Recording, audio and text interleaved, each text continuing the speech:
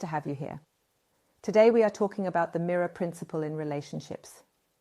When my son was 8 years old, he came home from school one day and excitedly reported that another boy had ambushed him on the way home and tried to take his satchel. He managed to get away, and of course you can't do that, and as parents you have to deal with it.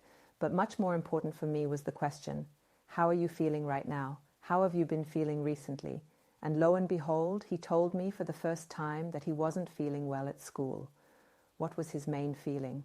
We found out together.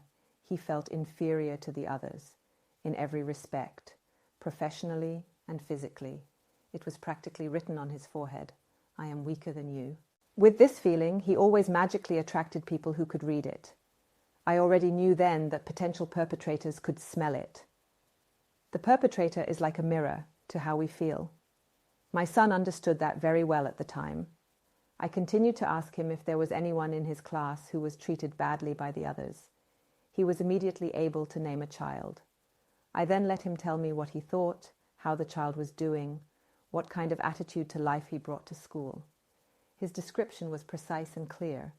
Peter, also 8 years old, was reserved, shy, and somehow didn't fit in anywhere. And the other children were always attacking, mocking, and exposing him. These children sensed the weakness emanating from him and felt invited to unleash their worst behavior. Peter's forehead read something like, "You don't need to treat me well, I'm not worth it." I was amazed at how quickly he also understood these connections. Note, with all these dynamics, a perpetrator is still to blame. The fact that certain people are more easily victimized than others has been confirmed by clear scientific findings in victim research, victimology, for many decades. Personality traits and also certain feelings about life have been found that make people easier to victimize. 20 years later, as a student in Berlin, my son complained to me about the flatmates in his shared flat. They were so non-committal. It was simply not possible to have an open conversation with them. He wanted to look for a new flat share, although that wouldn't have been so easy in Berlin at the time because of the housing shortage. "What do you think?" I asked him. "How committed are you to this flat share? How open are you and how personal are the conversations you have?" He had to admit to himself that I had hit the mark. The others were obviously like a mirror to his own behavior, his inner attitude. I advised him to try being more committed and more open, and lo and behold, the others increasingly changed, because how we treat ourselves is how the world treats us. The others don't pay attention to me, overlook me, are rude to me, don't take me seriously, are inconsiderate, put me under pressure, are stingy. Or my partner is not friendly to me, not respectful, not affectionate, not close to me, not attentive, inconsiderate, hinders me. In my development, my ideas, my work, doesn't take me seriously. If any of this sounds familiar to you, then it's worth exploring whether any of this disruptive behavior or mannerism can be found in yourself. Are you perhaps gruff with yourself? Do you value yourself? Do you take yourself seriously and importantly? Do you think your opinion counts? Are you friendly and kind to yourself? If you are not, others usually aren't either. You always have the choice. You fight against the others all your life and you will encounter them again and again, or you look at yourself and are then able to stop it. And one thing I can really promise, in almost 30 years of practice, I have seen again and again as a rule, if we are prepared to leave the victim role, if we really want to find out where our own part is, we can change something in ourselves, and then everything changes almost by itself.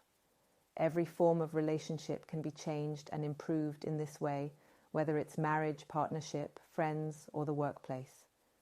Just ask yourself the question first. How do I actually talk to myself? Am I kind to myself, forgiving, encouraging, uplifting? In my practice, this is the first question I ask when someone complains about their partner. Unfortunately, the answer is often, me, with me, how am I supposed to be nice to me? In other words, people tend to criticize themselves harshly, not perceive their own needs well, etc. It's practically written on our foreheads, e.g., "I'm not worth it. Please don't talk to me respectfully." Or, "Please notice that I'm not beautiful." Or, "I have nothing significant to say. You don't need to take me seriously." Patients usually have to laugh quite a lot when I do this to them, but then they start to take better care of their foreheads. The following case studies can easily be transferred to the workplace and to any other situation in which people interact with each other. So here is a case from my practice. Maria, 45 years old, successfully employed as a doctor, complains in conversation that her husband is stingy. I ask her very carefully whether she is familiar with such behavior from herself. She thinks for a moment and then says hesitantly, "Yes, when you put it like that, it's true, I'm actually stingy myself." I ask her to think about whether she could perhaps work on this, on her own stingy impulses. What happened next? After just 2 weeks, this patient had another appointment with me. She smiled and said that her husband was suddenly no longer stingy towards her.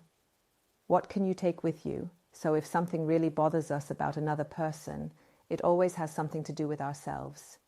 It doesn't always have to be the mirror. There are other good reasons to be honestly upset about others in the shadows, repressed personal desires, split-off personality traits or old stories from the past. See the chapter, The Sound of Childhood. This task is sometimes not so easy because we first have to clear away a huge undergrowth of judgment which we have built up about ourselves and others.